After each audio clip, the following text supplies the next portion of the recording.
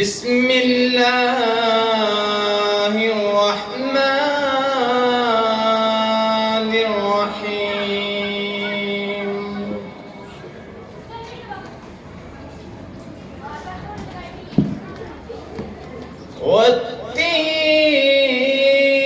والتين والزيتون وطور سينين وهذا البلد الأمين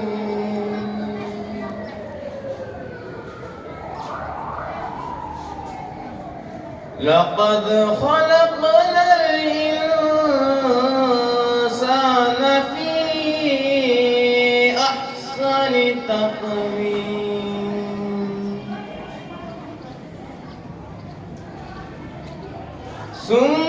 ثم رددناه أسفل سافلين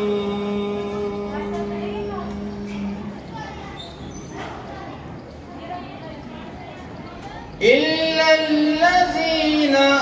آمنوا وعملوا الصالحات فلهم أجر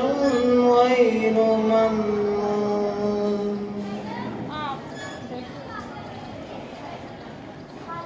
فما يكذبك بعد بالدين أليس الله بأحكم الحاكمين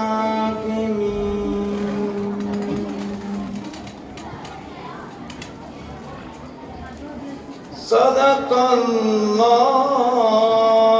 العظيم.